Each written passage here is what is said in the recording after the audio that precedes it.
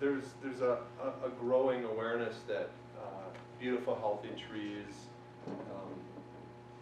they're desirable species and located well on the property, that they can increase your property value. So, so how do you find somebody good to help you with your tree care needs? How do you separate the arborists from the guys with chainsaws and trucks, just like trucks and equipment? There's a lot of people offering tree care out there, and so narrowing it down, and I have a couple really good suggestions. So in the initial stages, when you're on the phone, maybe you're following some leads that you got from your friends or neighbors, there's two things that you can ask right away that will help you eliminate a lot of the riffraff. Number one, you want an ISA certified arborist, and number two, you want somebody with commercial liability insurance. The ISA is the International Society of Arboriculture, and it's an organization that is devoted to increasing the level of professionalism in the tree care industry, professionalism and accountability. So they have a certification program.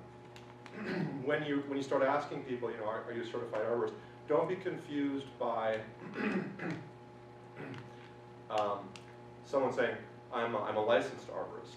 You're not looking for a licensed arborist. You're not looking for a professional arborist. You're not looking for a member of the ISA. You're looking for an ISA certified arborist, and I can talk to you about what those other things are, but none of them are real qualifications or credentials. So an ISA certified arborist has gone through an examination process, and it is obligated to accumulate a certain number of continuing education credits in order to be recertified periodically. So that's basic credential in our industry.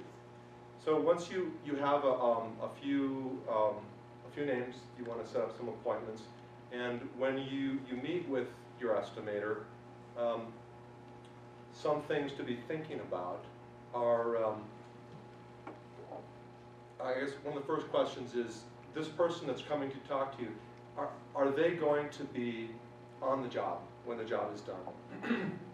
Are they going to be climbing and pruning in your trees, which I think would be preferable, or are they at least going to be supervising the climbing, or are they not going to be on the job site at all? If they're not, then how do you make sure that they tell the people who are exactly what to do, and how do you know that the person, whoever you're getting that actually is cutting your trees, knows what they're doing? Are they a certified arborist? So that's something to ask about, something to talk with your estimator about. Also,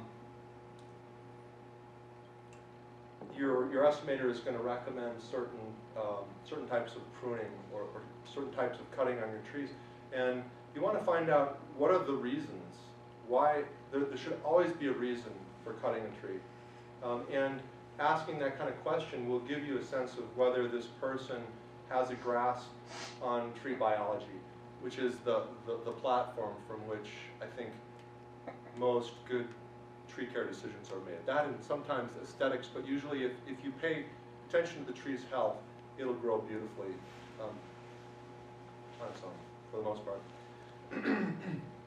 And then, yeah. And the other thing that I want to just touch on before I'm out of time is reading the bid. When you get the piece of paper and you're looking at it, what do you want to look at? The tendency for us as consumers, customers receiving a bid for work that's going to be done is to look at the bottom line.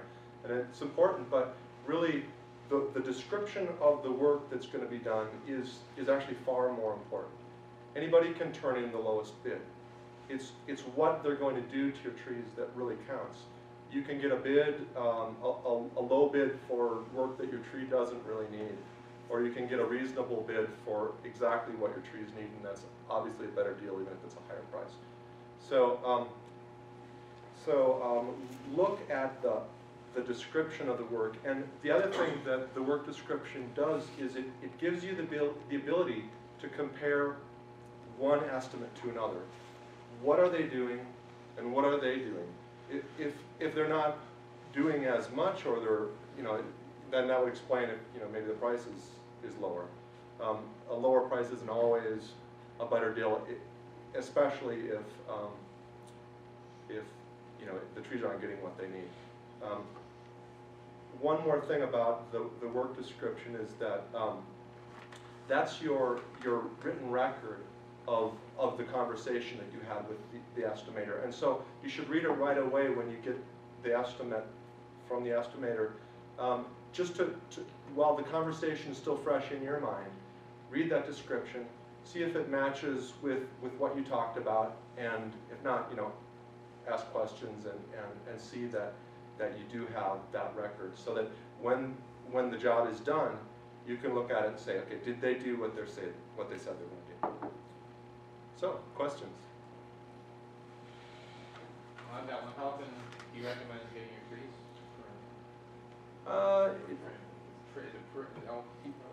They're both terms work just fine. Yeah, depends on what kind of trees they are. It depends on what you did last time. I think it's a good idea to have an arborist look at your trees every couple of years, and in it depends also on, you know, your how much you're prioritizing that. You know, is it a rental property that you know, or maybe you know that the trees that you have are basically just big weeds that are going to provide you with some shade for a while, and then your kids will do a complete re-landscape when they inherit the house. You know, it just depends on what the situation is, and a good estimator should be asking you questions like that to help you think it through. But every 2 years is a good interval to have someone come and look and just talk about what's going on. Are there catastrophic diseases that maples and aspens could be prone to that an arborist could help prevent if we're doing it right, rather than just trimming and stuff? But some of that, is that part of an arborist, an ISA certified person could also help us with? Absolutely.